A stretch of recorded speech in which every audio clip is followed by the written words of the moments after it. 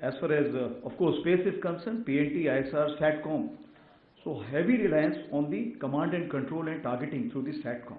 That may have to be order of the day. As far as cyber is concerned, three things. That is C2 protection, of course, is there. And offensive will be there. The passive info gain and timely reaching to the commanders at that point of time. That is important. And why this is important now? Because during the peace time, the deep mining which is required is not being done by anyone as of now. At what level it is to be done? Who is to do that? That is something which is a big question we are working out. And as I go ahead, I'll tell you what are we doing about it. As far as the EM is concerned, that is EW protection and attack in terms of jamming, SIGINT and elite, which is already existing. Information warfare, this is something will have to be again, because that will have to be localized also. If you want a particular village to vacate and you are able to convince them that you lost the war, you want somebody to kind of leave their tanks and run away, then that kind of aura is required. So side offensive operations, influence operations, deception, information protection and side defensive ops. PDD, which is a new term which is coming up because your own people are getting impacted as of today. Everybody has access to Twitter or Instagram and of course the WhatsApp. So this is something which is playing a very, very pivotal role even as I speak to you. So when we come to the system of systems, because the mechanized warfare is no more a mechanized operation, it is system of systems. And that's why I call it CBG, that is carrier battle group. Because it is layered, but simultaneous application in the volume. The TBA has a volume now. It does not have only length and breadth. So if it has a volume, how are you looking at it? So it will involve tank, light tanks, autonomous tanks. Of course, APCs, QRF, HMVs, which I've already said. Drone carriers. I'm not using the word drone. I'm using the drone carriers because they will provide you the length or the kind of a distance. UCAS, counter-US AD, I've already said. Rocket force, missile force, RT aviation, all kind. EW, cyber, info warrior. So what does it mean? That if you have this kind of a plethora of resources with you, then tank is only one of them. BMP is only one of them. Even if I can say that the tracked RT guns are also one of those. Because this volume which is phenomenal, some say it is about 30 to 50 kilometer on side and approximately 200 to 400 kilometers on the other side, depending on what is the size we are looking at, CT, CG or whatever size we are looking at. So that is something we need to look at. So there is a chair here.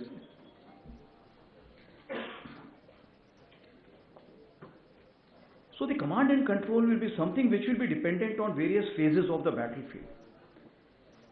So you have to have a combination of the centralized command control and decentralized. At what level? It's a sweet spot which will keep changing.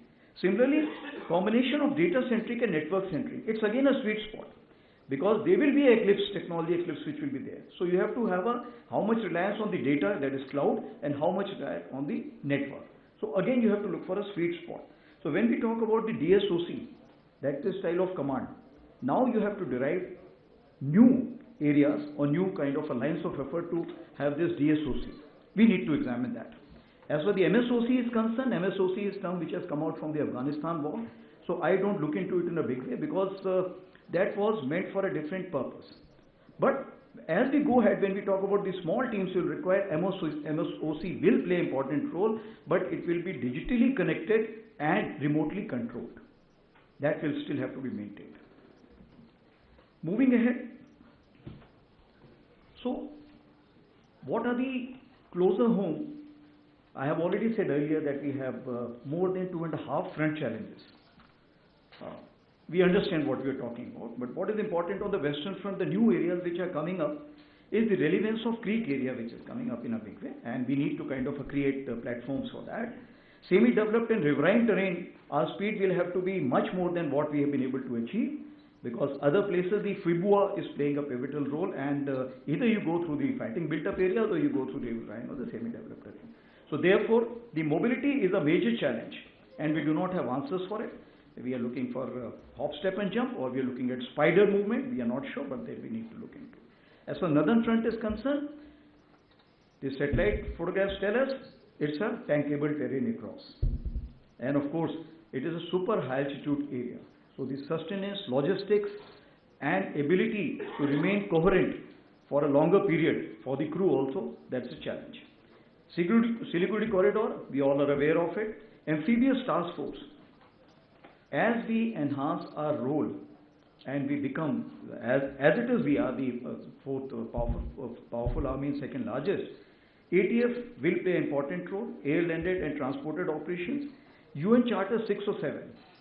I was in Somalia with some of you sitting here, and of course the tanks were playing a pivotal role there also, and also play a relevant role in grey zone. Kinetic contact we are playing in any case, but the other three quadrants you have to still remain relevant even if not pivotal. So what does it involve? We need to discuss on those issues also.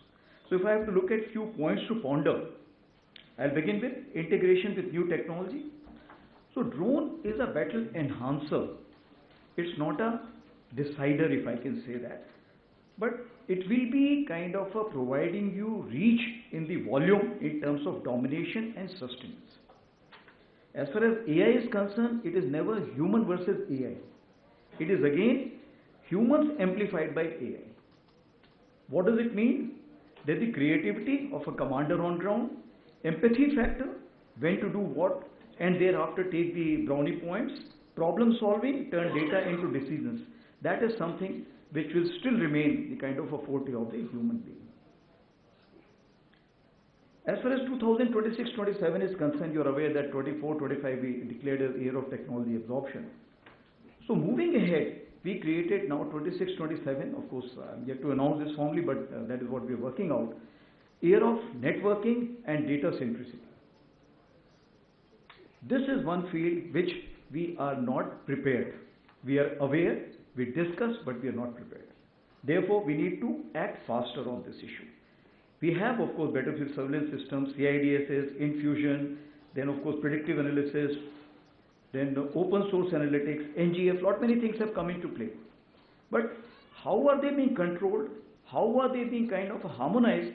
That is something which we are still working on. OpSindoor 1.0 has given us some lessons and we came out as a winner.